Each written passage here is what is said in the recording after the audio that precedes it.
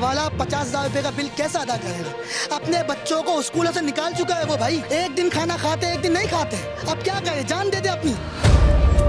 परेशान हो इस तरीके से हो चुके हैं कि अब हम जो है सिर्फ दो बातें सोचते हैं आवाम भी, कि या तो मर जाए ये ना, या तो इन जैसों को मार दे या रोड पे आ जाए। हम लोग भूखे मर रहे हैं, हमारे बच्चे। 2-3 भाइयों ने एक साथ खुदकुशी करी है।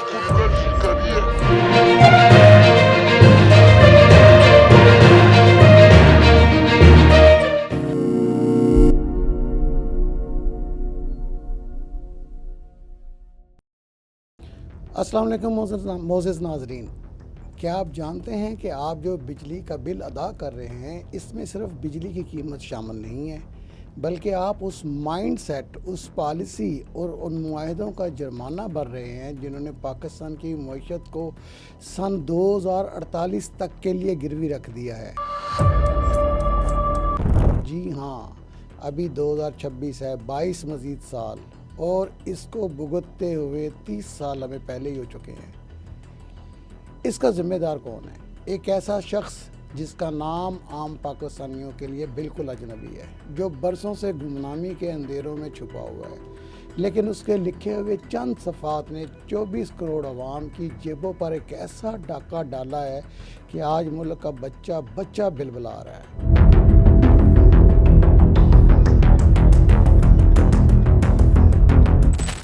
आज हम बात करेंगे सन 1994 की पावर पॉलिसी के असल ममार की, और हम आपको बताएंगे कैसे इक़्तिदार के ऐवानों में बैठकर ऐसे मुआहदे तैयार किए गए जिन्होंने अवाम का खून चूस कर निजी बिजली घरों यानी IPPs की तिजोरियां भर दी। आज के इस वीलॉग में हम किसी किरदार को माफ़ नहीं करेंगे। आज दूध का दूध और पानी का पानी होगा।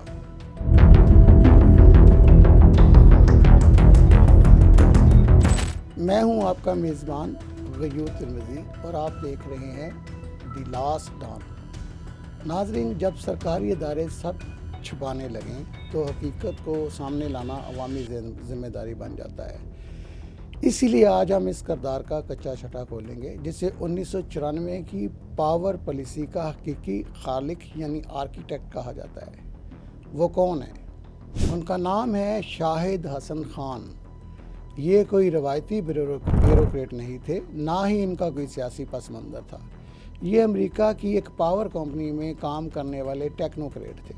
तो फिर ये पाकिस्तान के पावर सेक्टर के स्याह व सफ़ेद के मालिक कैसे बन गए?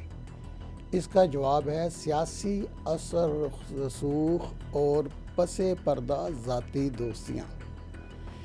जी हाँ मोहतरम नाज़रीन, मोहतरमा बेनज़ीर भुट्टो जब जिला वतनी में थीं तो शाहिद हसन खान की अहलिया उनकी इंतहाई करीबी और बाएतमाद सहेलियों में शुमार होती थी। जिला वतनी के कड़े दिनों में उन्होंने बेनज़ीर भुट्टो की मेज़बानी भी की थी। सन 1993 में जब बेनज़ीर भुट्टो दूसरी बार इक़्तिदार में आईं तो मुल्क लोड शेडिंग के अंधेरे में डूबा हुआ था। रवायती ब्यूरोक्रेसी को साइड पर किया गया और उस वक़्त मोहतरमा बेनज़ीर ने अपनी सहेली के मियाँ यानी शाहिद हसन खान को prime minister task force for energy का सरबराह बना दिया। सितंबर 1993 से नवंबर 1996 तक ये मौसूफ वज़ीर आज़म के मुआवने ख़ुसूसी बराए इक़्तिसादी अमूर और शोबा तवानाई रहे। वज़ारत तवानाई भले किसी के पास भी रही हो, लेकिन IPPs का जो खाका तैयार हुआ उसके पीछे असल दिमाग और बाख्तियार तरीन शख्सियत यही शाहिद हसन खान थे। अब ज़रा दिल थाम कर सुनिए। शाहिद हसन खान और उनकी टीम ने मुल्क की तारीख का वो बदतरीन सौदा तैयार किया जिसने अवाम को IPPs का ग़ुलाम बना दिया। इनके बनाए गए मुआहदों में 6 ऐसी मोहलक शराइत शामिल थीं जो आज हमारी रगों से खून का आखिरी कतरा तक निचोड़ रही हैं। वो शराइत क्या हैं? आइए एक एक करके उनका पोस्टमार्टम करते हैं।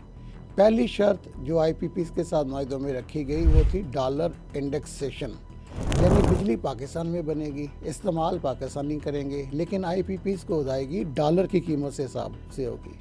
डॉलर ऊपर जाएगा तो आपका बिल का झटका भी डबल हो जाएगा। ये कैसी हुब्बुल वतन पॉलिसी थी। दूसरी शर्त थी कैपेसिटी पेमेंट, सबसे बड़ा फितना, यानी कि अगर आप निजी बिजली घरों से 1 यूनिट बिजली भी ना खरीदें तब भी उन्हें अरबों रुपए माहाना सिर्फ इस बात के देने हैं कि भाई आपका प्लांट चालू हालत में खड़ा है। یعنی کہ عوام کی جیب پر ڈاکہ نہیں تو یہ کیا ہے؟ پھر تیسری ایک اور رذیل شرط جو اس معاہدے میں رکھی گئی ہے اس کا نام ہے ٹیک اور پے۔ اس معاہدے کے تحت حکومت پابند ہے کہ وہ آئی پی پی سے بجلی خریدے گی ٹیک، اور اگر ملک کو ضرورت نہ ہو اور حکومت بجلی نہ لے تب بھی اسے پوری قیمت ادا کرنی پڑے گی پے، یعنی چت بھی ان کی پٹ بھی ان کا۔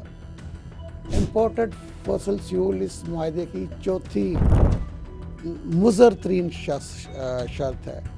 جب پاکستان کے پاس پانی، ہائیڈرو پاور، ہوا اور سورج جیسے مفت اور قدرتی ذرائع موجود تھے تو شاہد حسن خان نے ان کو نظر انداز کر کے فرنس آئل اور درآمدی گیس پر چلنے والے بجلی گھروں کو کیوں ترجیح دی؟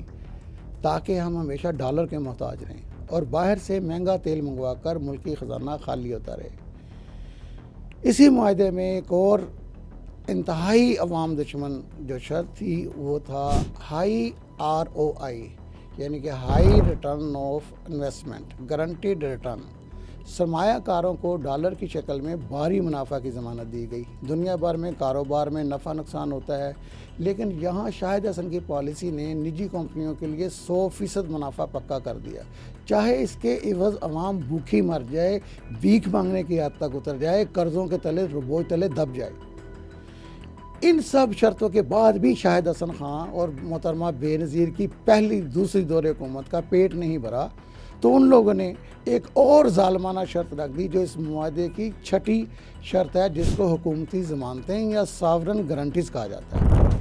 ان پہلے بیان کی ہوئی تمام ظالمانہ 5 شرائط کو ریاست پاکستان کی طرف سے ضمانت دی گئی، یعنی کہ اگر حکومت پاکستان ان آئی پی پیز کی ان پہلی 5 شرائط پر عمل نہیں کرے گی تو بین الاقوامی عدالتوں میں پاکستان کے اثاثے بھی ضبط کروا سکتے ہیں یہ آئی پی پیز، اور پاکستان کو ان آئی پی پیز کو پھر بھی ہر مہینے کھربوں روپیہ دینا ہی دینا ہے۔ یہ وہ شرط تھی۔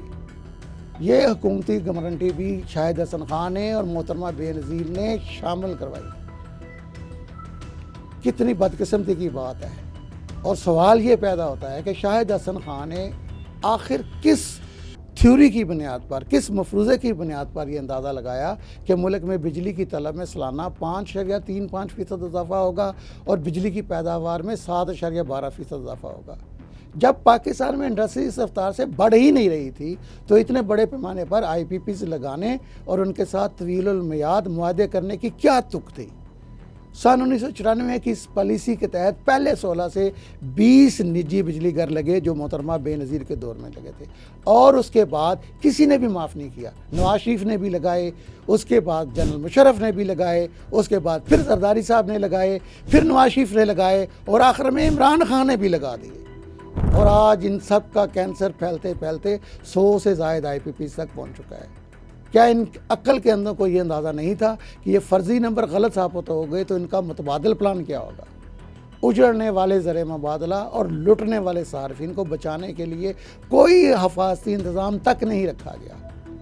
اگر اس وقت توانائی کی پالیسی میں مقامی وسائل اور قابل تجدید توانائی یعنی رینیویبل انرجی کو ترجیح دی جاتی، ہوا اور سورج کو ترجیح دی جاتی، تو پاکستان کا درآمدی ایندھن اور ڈالر کے اتار چڑھاؤ کو اس حد تک پاکستان اس کا محتاج نہ بنتا۔ لیکن افسوس، ذاتی پسند اور غلط منصوبہ بندی کی سزا آج پوری قوم بھگت رہی ہے۔ ناظرین، آئی پی پیز کے اس گورکھ دھندے کا اصل چہرہ اور اس کے ذمہ دار کردار اب عوام کے سامنے ہیں۔ شاہد حسن خان اور ان کی ٹیم کے بنائے گئے یہ معاہدے اور ان کی پیروی کرتے ہوئے جنرل مشرف، راجہ پرویز اشرف، میاں نواز شریف اور پھر عمران خان کے دور میں کیے گئے مزید معاہدے سن 2048 تک ہمارے گلے کا توق بنے رہیں گے۔ اگر آپ بھی اس مہنگی بجلی کے ظالمانہ ترین نظام کے خلاف آواز اٹھانا چاہتے ہیں تو اس ویڈیو کو زیادہ سے زیادہ شیئر کریں تاکہ ان لٹیروں کے چہرے اور ان کی بنائی گئی پالیسیاں ہر گلی کوچے میں بے نقاب ہو سکیں۔ ہمارا channel the last dance subscribe اور لائک کر دیں تاکہ اس ہولناک کرپشن کہانی کے مزید پوشیدہ حقائق آپ کے سامنے پہنچتے رہیں۔ اگلی قسط تک کے لیے اپنے میزبان غیور ترمذی کو اجازت دیجیے۔ اللہ حافظ۔ پاکستان زندہ باد۔